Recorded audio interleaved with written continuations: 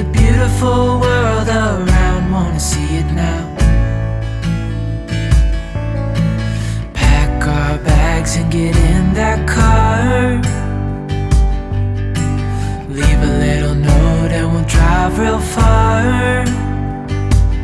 Let's get out, we can leave this city. Let's drive to the open air. Yeah, the countryside is so pretty, with the wind blowing in your hair.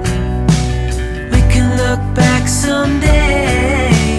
Baby, don't you understand that we only get one life? I wanna make it count, honey. Come on now and take my hand. Hello guys, and welcome back to our channel. Today's video is going to be our top recommended places to visit in Alberta and British Columbia. So start noting it down. Very good. We'll visit all those places, okay? Okay. If you want me to see again, I'll see again. So the first recommendation is to visit the Natural Bridge. That's where we are right now. Let's go. National Bridge is the first stop at Yoho National Park when you're driving to Emerald Lake. This place isn't much of a hike, as a natural bridge is right beside the parking lot, making it even more tempting to visit. So, you must be wondering, what is this natural bridge? And the answer is, it is an impressive natural rock formation that spans the flow of the Kicking Horse River, where the slower moving waters from the Field Valley Flats begin their descent through a canyon to be joined by the Amiskwee River. The Natural Bridge Lookout presents visitors with the opportunity to view the formation from a variety of different vantage points. There is no entry ticket to this spot, so there is no reason why you shouldn't be visiting this beautiful piece of land. You can get to the tallest point that overlooks the bridge by a man-made bridge. It's a very short walk. Our second recommendation is Peyto Lake. Peyto Lake is a popular Canadian hotspot, all thanks to the car accessibility, easy access to elevated view, and plethora of Instagram pictures. Peyto Lake is named after Ebenezer William Bill Peyto and is a brilliant blue glacier-fed lake north of Lake Louise on the Icefields Parkway. On an ideal day, the driving time from Banff is about 1 hour and from Lake Louise about half an hour. There are two parking lots at the Bow Summit. The main, which is the lower parking lot for visitors, is about 500 meters from the Icefields Parkway exit. Fun fact, you can even swim in this lake if you are too brave, because Peyto Lake is fed from a glacier and therefore it's very cold. Like very cold, around 4 degrees Celsius year round. Overall, we would highly recommend visiting this breathtaking lake. Our next recommendation is to visit the Wapta Falls. Located just 34 kilometers from Golden, these beautiful Wapta Falls are one of the most spectacular waterfalls in Yoho National Park. These falls are accessible all year round and is an easy to moderate 2.3 kilometers hike to the bottom of the falls.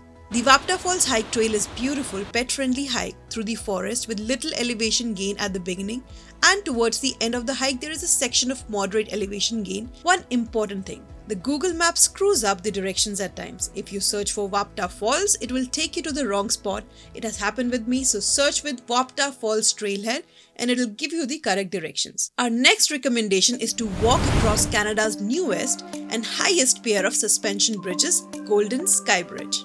Along with the stunning view from the bridge, it's also a great place to other thrilling adventures and family-friendly activities. There are two suspension bridges in this attraction. The first Golden Suspension Bridge is built 140 meters high above Hospital Creek, and the second suspension bridge is 80 meters high. They are the highest suspension bridges in Canada, providing stunning views of the Columbia Valley. But a disclaimer, the Golden Suspension Bridge is not for the faint of heart.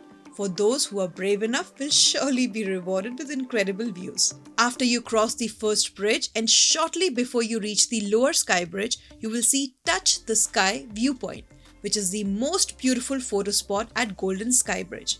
So don't miss out on getting a picture here. Allow at least 2-3 hours for the experience. It is a short walk across the bridge, but there is a lot to see and do on both sides. Take your time to enjoy the incredible views. Please note that Golden Sky Bridge is a seasonal attraction that opens in May and closes around Thanksgiving. Depending on what ticket you buy, you can experience absolutely everything that Golden Sky Bridge has to offer, including Treetop Play Park and Toddler Play Park, which is a great playground for youngsters, zip lining across the Columbia Valley on this 1,000-foot zip line, rock wall climbing by navigating your way to the top of this 28-foot rock. This is a fun activity for both kids and adults. You can also invite fight your inner lumberjack at the target range as you throw hatchets in axe throwing, or challenge yourself at the canyon edge rope adventure, which is located in the forest just before you walk across the suspension bridge. And if you're not interested in any kind of adventures, you can even have a picnic at the village, which is the first spot you will see when you enter the attraction. Here you will find a food truck and a village grill offering meals and snacks. Please note that the village is the only place where you can find washrooms. Our next recommendation is to visit this cute village radium surrounded by gorgeous scenery, golf courses, tons of hiking trails, and most of all the namesake of this town, the hot springs. The popular Radium Hot Springs is just 3 kilometers from downtown and are nestled right into the mountain surroundings. The springs are man-made pools fed by natural spring waters and provide a place to relax and unwind. You can jump right into the cool pool to take a swim or just relax and warm up in the hot pool. The hot springs are open year-round and sit within Kootenay National Park. Because they are owned by Parks Canada, the cost is kept low at about $8 Canadian. The best part is that these hot springs are open all year round, so even in the winter you can enjoy them. Now for our next recommendation, now that we are talking about towns, we want to recommend another favorite town of ours, Golden. This cute town is located in British Columbia, holding the population to around 4,000. It's got that friendly small town vibe with great restaurants, cool shops, bike paths, and a hiking trail along the Kicking Horse River. There is plenty to do in this town, and if you want to avoid the crazy rental prices in Banff, Golden is a great option to stay. If not for anything else, come to this town for an amazing vibe. Our next recommendation is Takakau Falls. Located in the Yoho National Park, Takakau Falls is a spectacular waterfall that you can almost drive right up to. There is a very short hike if you want to get real close to the falls, which we highly recommend doing, by the way. Takakau, apparently pronounced as Ta-ka-kau, means it is wonderful in the local Cree language.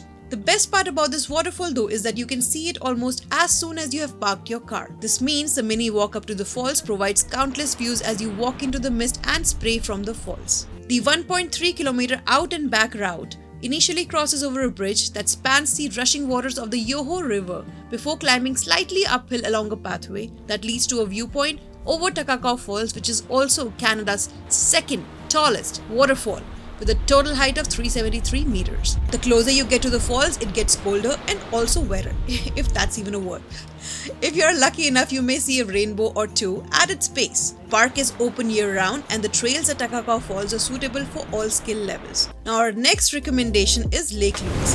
If we're talking about recommendations of Western Canada, how on earth can we not talk about the breathtaking green-blue lake, which feels like a dream? The very famous, the very popular Lake Louise. This lake is also located in the Canadian Rockies. Unfortunately, there is no free parking at Lake Louise Lakeshore. The fee is around $13 per vehicle per day, but if you visit between 7 p.m. to 7 a.m., it's free of cost. Now our next recommendation is Emerald Lake. Now when talking about breathtaking lakes, how can we miss out on the jewel of Rockies, the Emerald Lake? If this lake was a human, I would grant it the title of Brand Ambassador of the Canadian Rockies. No doubt about that.